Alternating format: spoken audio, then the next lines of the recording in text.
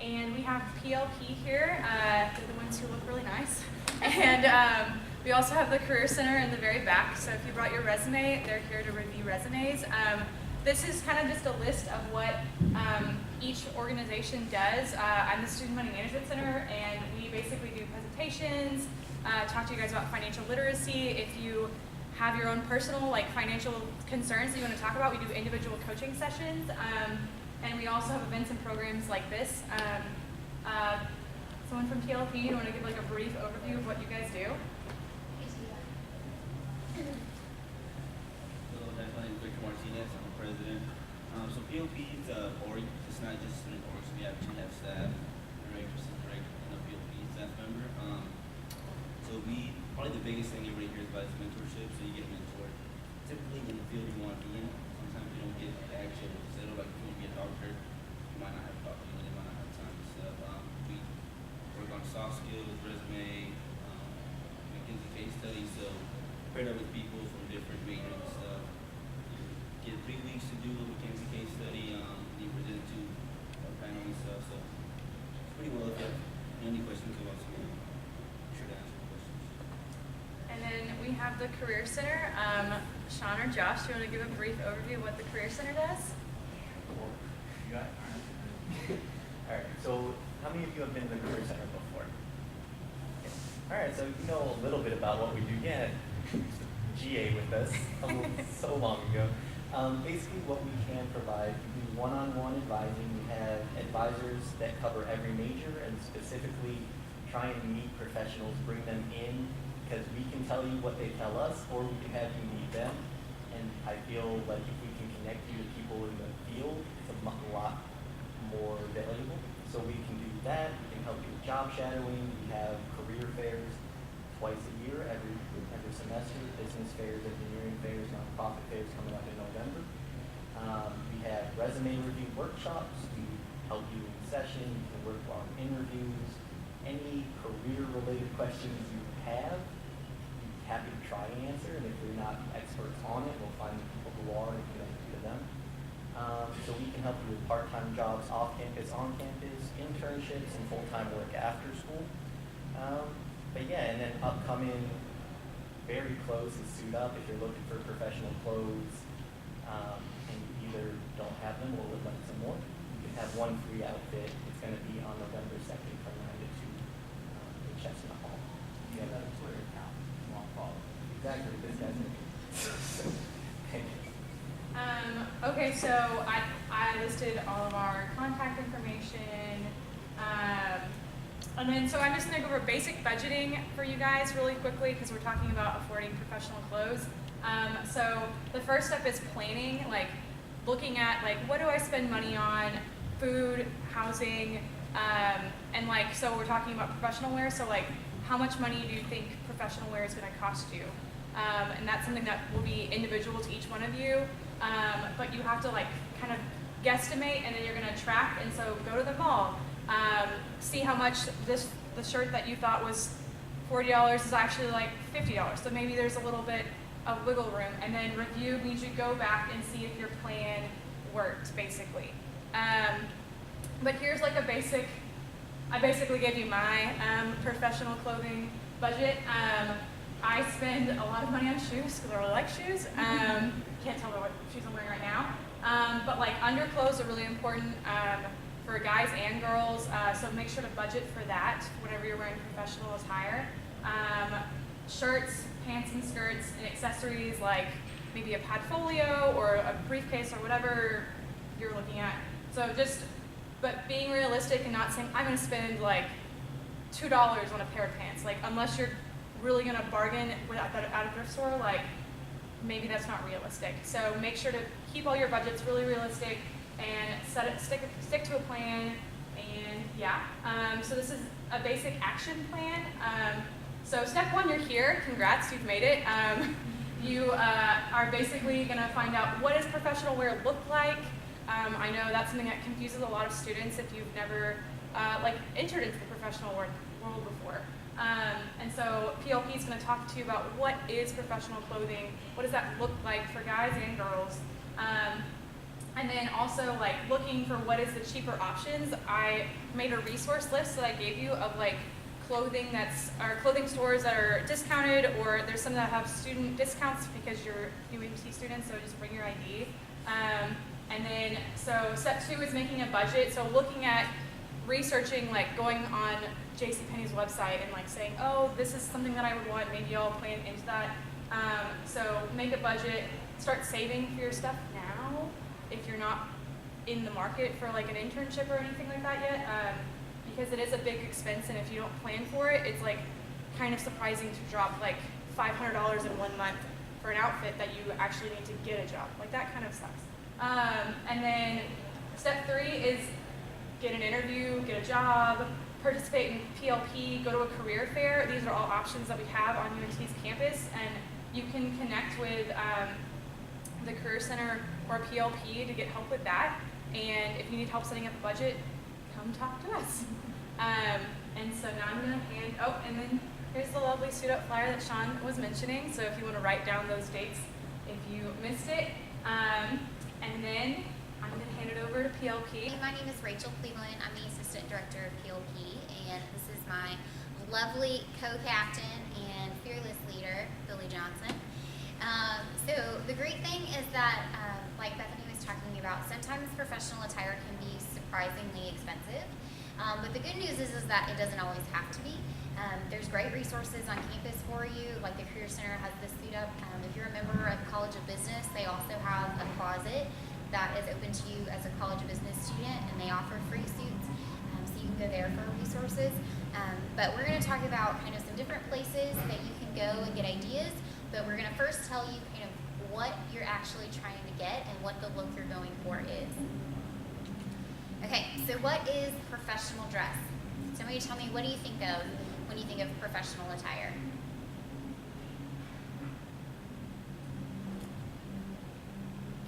I think of like what he's wearing. Yeah? He always GQ, right? Yeah, he looks good. So, very suit and tie kind of thing, yes? I was gonna say for women, like covering up in all the right places. It's very important, yes. We're going to talk about that. Did y'all hear what she said? Yes? Okay. Most of y'all are female in this audience, so I want to make sure you get that one. That's an important one. Okay, what else? I hope you think of like clean. Clean would be a good one to add in there with professional attire. Hopefully no tears or rips in clothing. That's important. But also professional dress is what I want you to get from this picture is that they're all dressed differently, and yet all of it is professional dress. So the reason why professional attire is so confusing is that a lot of times it's dependent on what company you're in. So my first thing is to encourage you to do your due diligence, is what we call it. So understand the culture of the company that you're going into, and understand what they consider to be professional attire and what they don't. For example, PepsiCo Frito-Lay, huge corporate environment, right? They have a lot of warehouses, they have a lot of factories, and in the factory, business professional attire is not appropriate. They have to wear steel-toed shoes. Most likely they have to wear jeans to protect themselves from any of the equipment or something that happens that isn't, is hazardous to their health, obviously. Lots of times they can't wear dress shirts simply because of the material. So when you think about that, that's typically not what they would consider professional attire, but in that setting, that's what you would want. Whereas a corporate, if you go corporate finance, they look like this on a daily basis without fail. Whether you're sitting in the boardroom or you're sitting in a cubicle, it wouldn't matter. You have to be in a suit and tie. If you're a male and if you're a female, you have to have on a blazer and a nice shirt and pants or a skirt. And that's typically just the normal thing. So my biggest thing for you is to investigate where you're going, understand that it's different for everybody, and that you need to understand what their professional setting is as opposed to what you think professional attire should be in your head. Okay, so we're gonna go from like super casual to business professional. So we're gonna work up to the really, really professional stuff. So you wanna start with the guys on casual? Yeah, and what I want to do on this is I'll try to be consistent stating what's the obvious. So when you look at the picture in terms of baseline casual, and I'm going to kind of talk about the male point of view and Rachel covered the female point of view. Well, let me just ask this question. Is there anything that you see that's uniquely different if you think about basic casual versus what you may see around the campus every day? What's different about that picture? So let me ask the second question. All this engagement you've got, I'm going to call on people soon. So would that be the typical look you'd expect to see dated? Okay, so immediately I got a head shake no. So talk about that a little bit. This is baseline casual, so what's different? Here, like, people wear shorts and tank tops and sandals. Like, he's wearing, like he looks nice. He doesn't look like super casual. Exactly, and that's a point of view I agree with you on. He looks nice. I don't want to have anybody feel weird about anything, but the point I want to make out is it's kind of obvious because you wouldn't have shorts. He doesn't have on, they may be $1,000 jeans with tear marks in them, whatever, but the point is there's this reference on, that's the basic standard. So to Rachel's point earlier about the cleanliness and the crispness and the presentation, you can take that same look, and if my shirt just came out of the dryer and it's wrinkled, and my pants haven't been properly dry cleaned or laundered or whatever the case would be, and my sneakers are dirty, that whole approach just got shot. So the thing is, and we talked about budget earlier, is these are inexpensive budget approaches, but you do have to have a factor where you're caring for the items.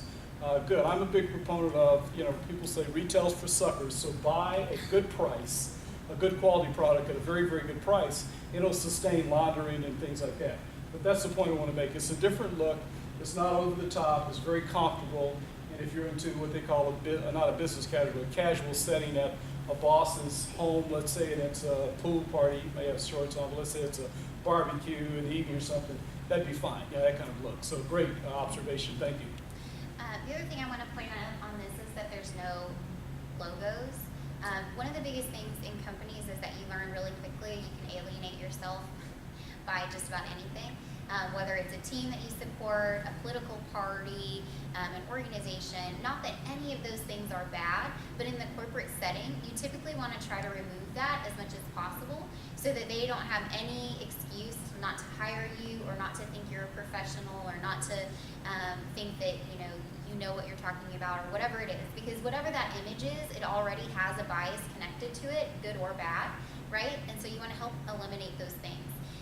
Make sure that they're talking to you as the person and not you as the representative of whatever the brand is that you're wearing. It would be different again if you're all at a football game or something and you're wearing something that's supporting the team that's playing. But in a general casual setting, especially if it's business oriented, you really want to stay away from kind of pulling yourself one way or the other. As crazy detailed as that sounds. Okay, so mainstream casual.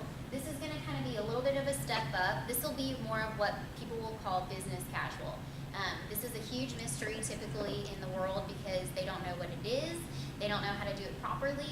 But honestly, the only difference between this and what you just saw is kind of just one little step up in the casual, where he may have had on like a nice polo before. Now he has on a sweater with some khakis instead of jeans. He has on nice shoes instead of clean tennis shoes. So it's just one more step up. So you're gradually getting into that very professional attire. I will tell you, a lot of corporate America now is in this realm. And it's really hard because there's a really soft line between wearing this and then, women especially have a hard time because, you'll wear a skirt and it'll be nice, and then the next day they'll wear leggings with a shirt, and that doesn't necessarily say business casual. Just for general rule of thumb, leggings is never business casual. It's usually never appropriate for any business setting. Love them on the weekends, not Monday through Friday, okay? Just know that this is going to be really difficult for women because you'll come to see that the difference between this and the next couple of slides is not a lot. So the good thing is, on the affordable side, you're just wearing the same things over and over again. Maybe you're changing the shoes to flats instead of heels to make it more casual, or a button down to a sweater, or a more casual shirt than maybe the button down and blazer would be for professional dress, but the skirt is still the same. So the great news is that you can use the same pieces over and over and dress them casually down with the accessories you choose to use, with the shirts you choose to pair with it. But there's not going to be a huge difference between this and the next couple of slides, because it's really difficult for women. There's that fine line because once we get casual, you either go more on the professional side of casual or you go really casual, and that's where we get in trouble, and that goes for both men and women. Anything you want to add to the casual stuff? Just observation again to Rachel's point.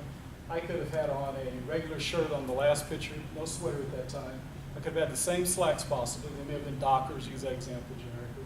Shoe-wise, if I didn't have the tennis shoes, let's say I had a Cole Haan, which is, kind of widely used. It could be any brand of loafer.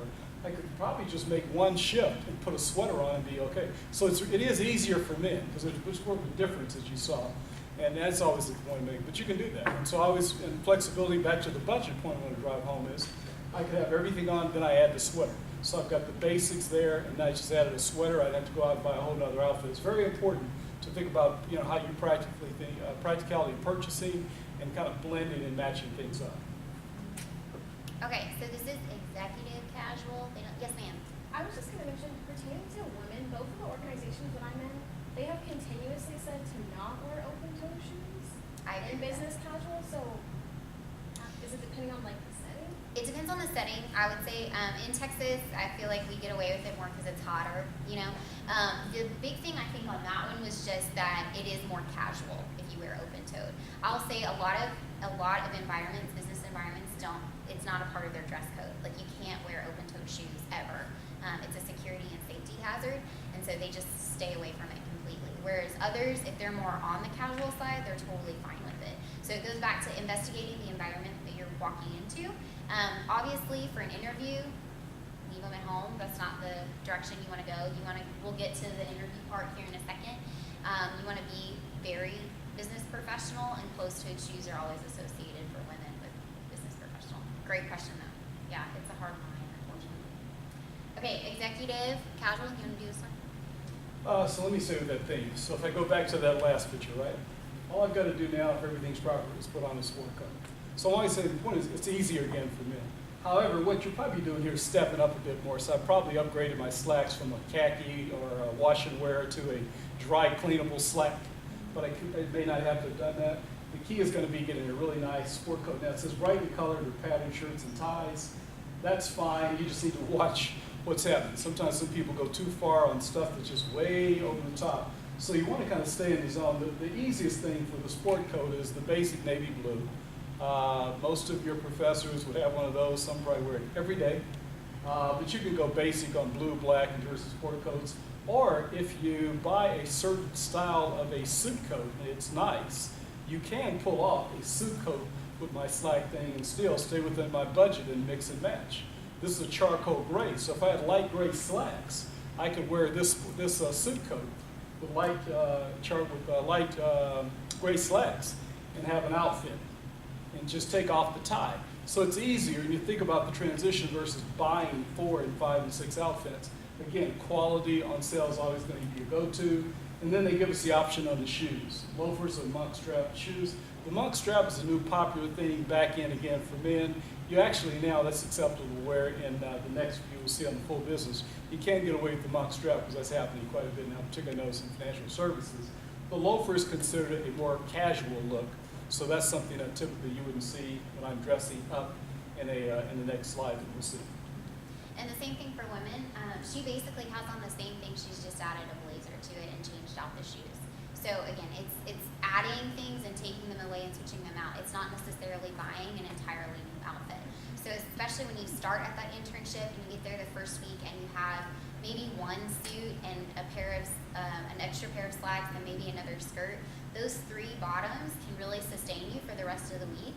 And put different tops with it, put different accessories with it, and you're really only buying 3 things that you can mix and match instead of a new suit for every single day. Because the other side of it is nobody's paying that close of attention to you anyway. Not in a bad way, just in a, if they're focusing on your clothes, then that might mean that your work isn't something that they're focusing on, So you want to be known for your work, not necessarily what you're wearing.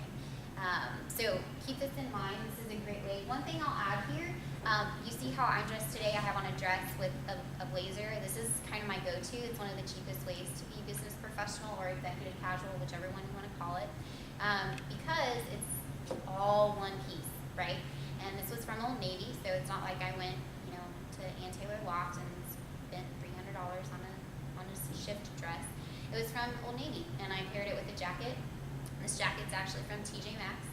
So I think altogether I spent $50 on a business professional attire outfit. And what I would do, I'll wear this dress all year round. So when it gets to winter, I'll add tights to it.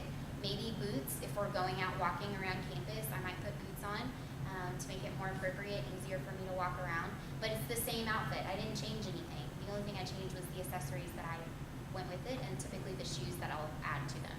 So keep that in mind when you're buying things, especially with tops. You can wear tops all the time, right? So maybe you just buy a little bit nicer of a shirt so that you can wear it on weekends, you can wear it to school, you can wear it to class, but also it looks okay with matching it with a skirt for your internship. Have a wardrobe that serves dual purposes, okay?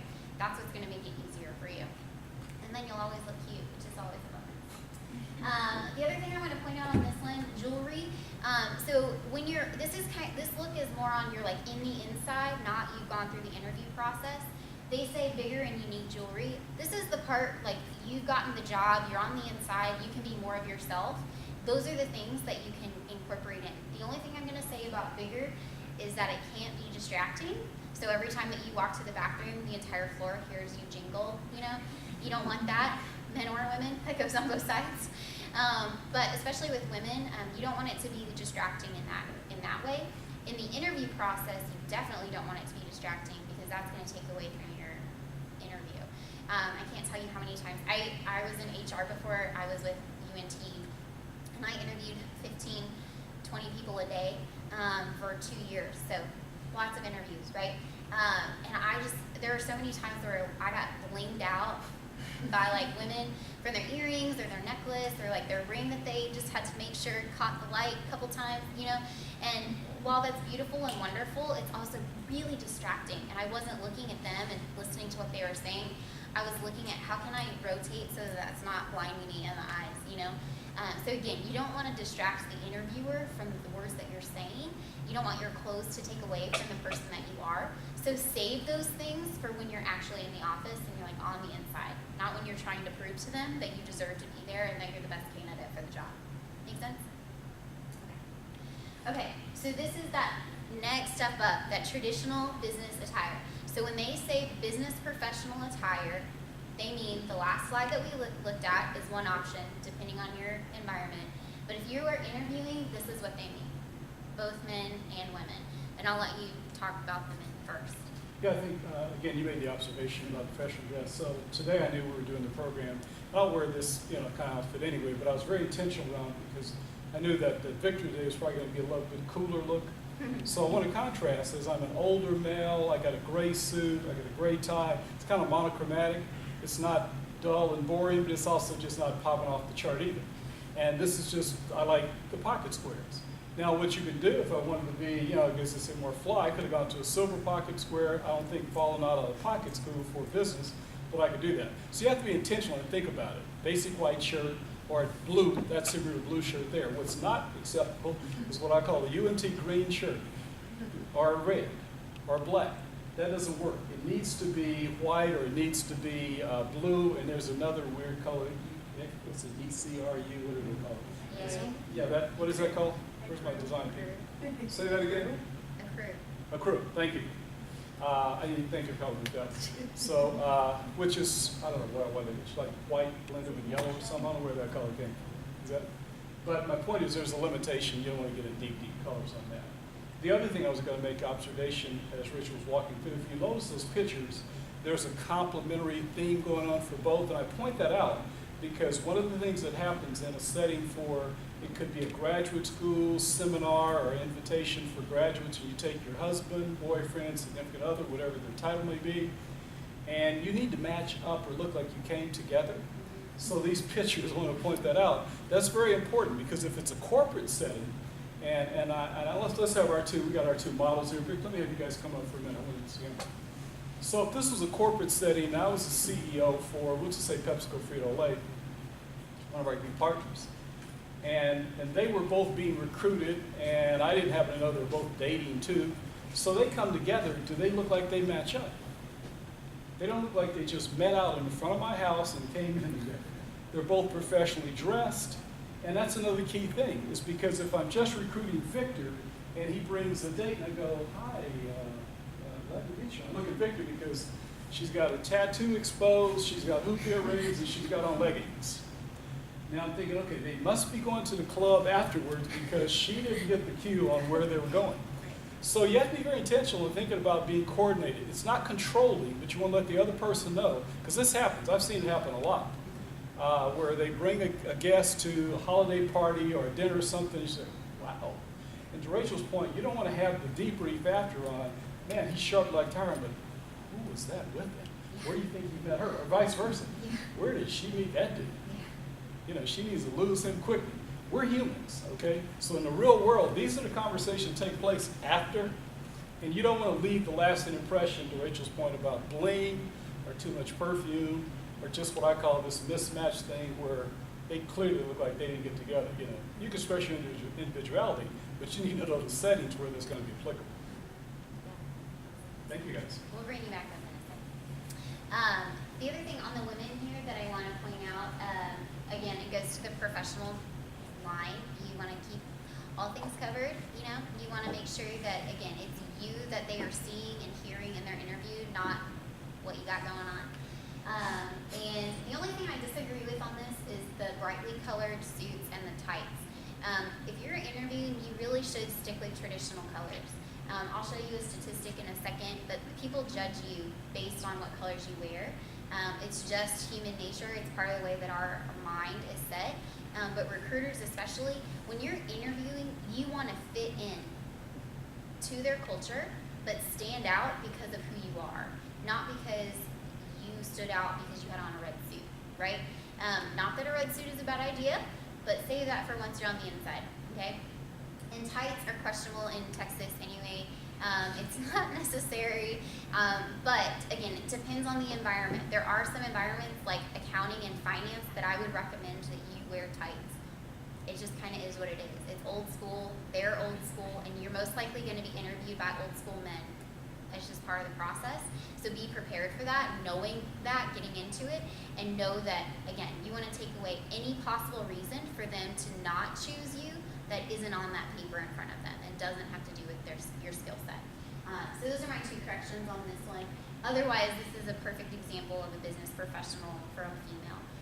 The only other thing I would say is for an interview, I typically don't do skirts and dresses because they ride up when you sit down and it's just, you're already nervous. So you don't need one more thing to be nervous about. So maybe just get a nice suit, dress suit, pant suit outfit, thank you. Just so that you can kind of calm your jitters and have one less thing that you're worrying about. That's just personal for me. If you're more comfortable that way, awesome. Just make sure the hemline is appropriate, which is at or just above the knee, not any shorter. And you also don't want to do floor length of any kind. That's typically not appropriate unless it's for religious reasons. So this is really good example of. And then the last one, this is boardroom attire. So again, it goes up just a little bit more. This is going to be for those executive presentations or meetings. This can be interview appropriate. You're more than welcome. But again, it's like you need to know what level you're interviewing for, right? So you want to dress appropriately. You're not quite the CEO of the company, but you want to be someday. So have like just a little notch down. That's what that one was. This is kind of the CEO level, right? If you're very tailored, your classic colors, you're constantly having a well-fitted uniform, well-fitted suit. And again, these don't have to be expensive things. You've seen basically variations of this same outfit, just simply adding things to it, and it's all created different outfits. Guys have it really easy. They just change out a tie and nobody knows that they're wearing the same thing they wore yesterday. Sadly. Women, it's a little bit different, right? But the good news is that if you get good basic colors in the beginning, that's what you need to be spending your money on. I would say get a black, blue, or gray suit. Start from there, move up. You're more than welcome to adventure out. But if you're really trying to utilize your money, start with the basics and then grow from there. That's going to be where your best investment will get you the longest. Anything you want to add to this one? I think so. The colors, you know, for men, typically it's going to be navy blue, like Victor's color, for example, is not a navy, but that's a nice blue. There's variations on that. Charcoal gray, that's fine, that's standard. You just want to stay away, for example, from browns. Yeah. Browns have never been that particular popular. They get problematic on colors, and then anything else that's out there. You know, again, greens and blues, and whatever the case may be in terms of light colored blues. You want to stay with your basics. And again, when you do that, you also give yourself more options on mixing and matching different things as well. Okay, so here's some just overall general rules. Always be well groomed, guy or girl, doesn't matter. They want you to look good. They want you to look taken care of. Not that you just woke up and remembered that you had an interview to go to, right? Or just woke up and remembered you had a presentation that you have to present to the CEO at in 10 minutes and you overslept because you stayed up so late fixing it or whatever it is. So always be well groomed, always be conservative. Women, if you don't wear makeup normally in the interview process, I still encourage you to at least wear mascara and a tinted lip something. And the reason I say tinted is because men have, they don't know this probably, but I'm going to say it anyway. Men only hear certain hertz levels in their ears. So have you ever been talking to a guy and you're literally looking at them and they're like, I have no idea what you just said. You know. Yep. Okay. It's because there's scientific research that shows there are certain levels that they can't hear. Especially when women talk, they get really excited, and her voice gets really up here, and it's so happy. They probably can't even know what's going on. It sounds like a dog whistle, right? So the reason I say tinted is because if you give them something to anchor on your mouth, they'll hear more of what you say. So it doesn't have to be like bold, beautiful lipstick. If it is, beautiful. If not, just do a tinted chapstick. Give them something to anchor so that they are verbally and physically and mentally with you when you are talking in that interview. So that's my biggest tip for today on that. No visual tattoos or piercings. Again, Billy mentioned that the corporate environment is changing. Again, once you get inside, that might be appropriate, but when you're interviewing, it's just not. It's not what they consider to be business professional. So if you have those things, more power to you. Just find a way to cover them up while you're interviewing, okay? For women, maybe stick to 2 earrings. If you have more than that, take them out. If you have any facial piercings, typically they ask you to take them out for interviews as well. Again, understanding the culture that you're going into will help you be able to dress well for that environment. Limit your jewelry. You don't want to be distracting. You don't want to jingle when you walk in. And then you want to talk about the guy side with conservative colors. I think we already covered a lot. Yeah, we kind of covered that. I was just going through the list, looking at things. The reason, for example, on the wear of the watch thing, watches are kind of getting back and popular again. But part of that is kind of the whole completeness of your presentation. No one's going to distract anything from a candidate who's looking for a job because he or she didn't have the watch in his face listed for the men. But the thing I'll caution is everything is always in good taste. So what I use an example, anyone ever heard of Jacob the jeweler? That mean anything to anyone? Probably the Victor knows that. So Jacob the jeweler, and he may not, but the big deal is about 10 years ago, maybe 15 years ago, Jacob the jeweler was a big time popular guy, still to some extent, with athletes. They were buying these watches that are seriously gold plated, gold and platinum everywhere, and he's the guy who kind of invented that style. And the watch could be $150,000, $500,000. So now with anything that people make, there's always a knockoff. So the worst thing is I come in an interview and I get everything together except I decided to wear my fake Jacob the Jeweler watch that has every rhinestone glued to mankind on it. And it's just flat out distracting. And if I have that on, it's not going to fit. So my cuff's going to be up here and I got this big bling bling watch to it. So when we finish, we would sharpen them in and have them lose the watch. So again, it's back to the distracting thing. And those things there just complete the package. The tailored pants gets back to proper fit. You can have cuff or no cuff, pleats, no pleats, whatever, but it should be properly fitting because the other thing is to have a really nice suit that you can get tailored at all for women or men. And it just looks bad. One of my pet peeves is when the suit has the sleeves down here. So I either know 1 or 3 things happen. Either they just got it and didn't get a chance to try it on and get it fitted, or 2, they've never had a suit, never worn it, didn't realize that was a bad fit, or 3, they just got somebody else's clothes and it didn't fit well and they should have tucked it up and pinned it or something. So you have to be aware of things like that because that again, just kind of takes away from the overall look. The other thing I'll add about a watch, it's a good thing to have in the interview. Most of us now use our phones for our clocks. If you pull out your phone in an interview, it's not a good sign. Not good. Even if you're just checking your time, Because most of the time you're going to get distracted, or you're going to see some notifications. Somebody said something about you on Facebook, so-and-so said this, your family group message is going crazy. You're going to get distracted the second you pull out your phone. So having a watch will help you keep that away from you, and be able to really let you focus on the interview without having to think about what time it is or not know what time it is. Because if it's going long and you feel like it's going long, maybe for good reasons, that's great. If it's going long and you're like, oh gosh, this is dragging, that's probably, a sign for you too. On both sides, it's not just them choosing you, it's also you choosing them. So having a watch is really helpful in an interview process. You don't want to pull out your phone really for anything. Maybe if they ask for a calendar invite, that's the only thing where it's appropriate, but otherwise, you don't want to bring it out. Okay, so here's some common mistakes. Attire is outdated, it's messy, they're too tight, too revealing, or too flashy. I want to draw your attention to this bottom one right here, the brightly colored clothing is bad. 70%, so this survey interviewed over 3,000 hiring managers, okay? And 70% of them said, of employers claim that they don't want applicants to be overly fashionable or trendy.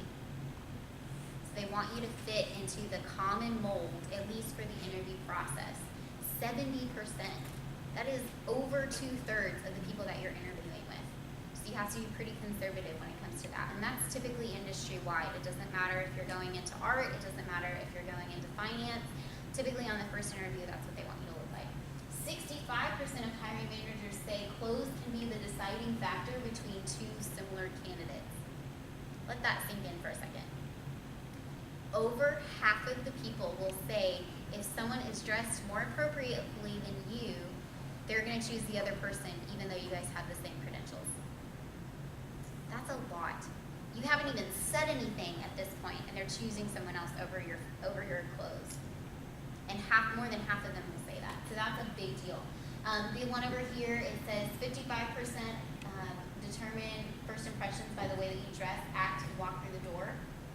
Again, haven't said anything yet, and half of them have already judged you. 38%, the quality of your voice, grammar, and confidence behind your voice. You probably said hi and shook in their hand at this point. And 7% are shown through the words that you choose to say. So the other thing I want to add on to this professional dress is it's not just the clothes that you wear, it's the confidence that you put behind it. It's also the words that you choose to associate with it. It's more of a brand of you and not just the visual outside. So it's a whole package. The great thing is that you can work on your speech, you can work on your writing, you can work on all of these other first impressions, and they don't cost you anything.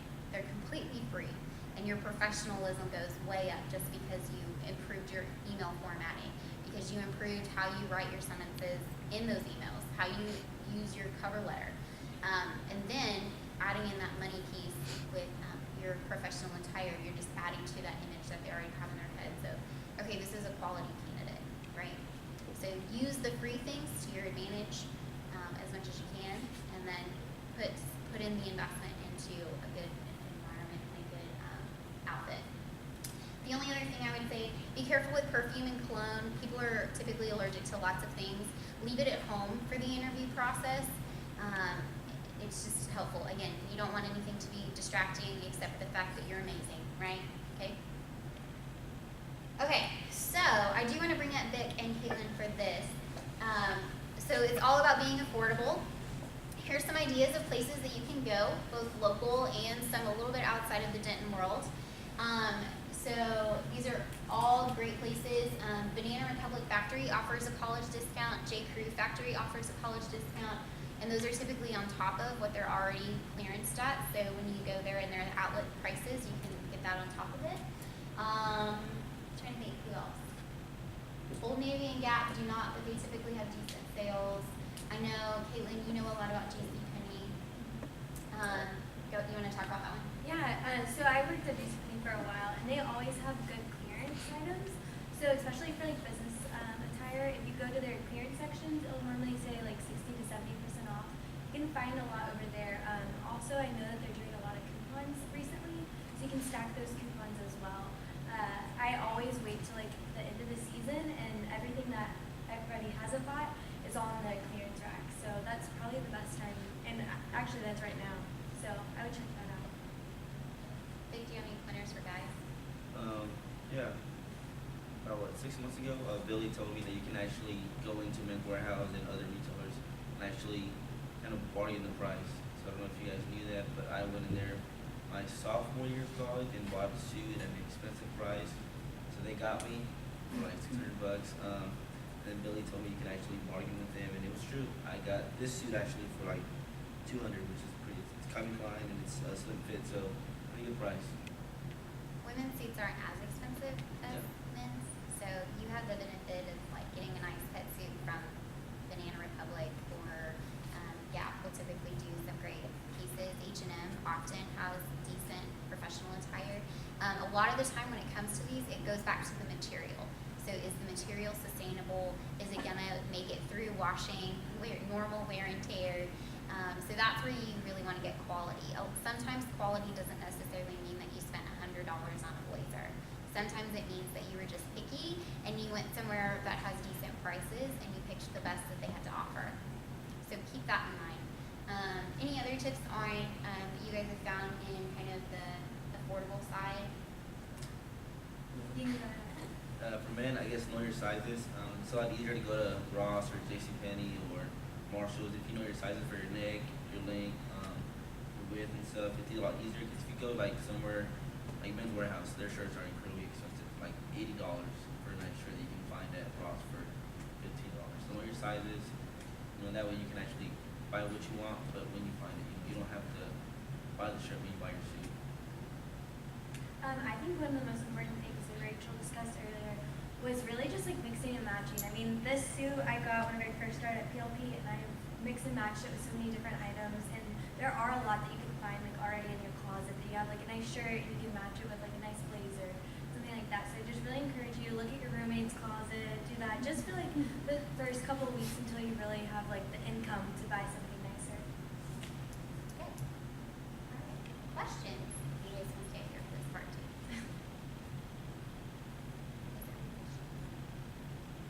You're experts in professional attire now? Yes? Awesome. Okay. Well, if you do, feel free to stop by. Our offices are in the BLB. We are right catty corner from the Biz Cafe. So if you do have questions or want to run something by us, we're happy to help in any way. Otherwise, I think, Bethany, you got some?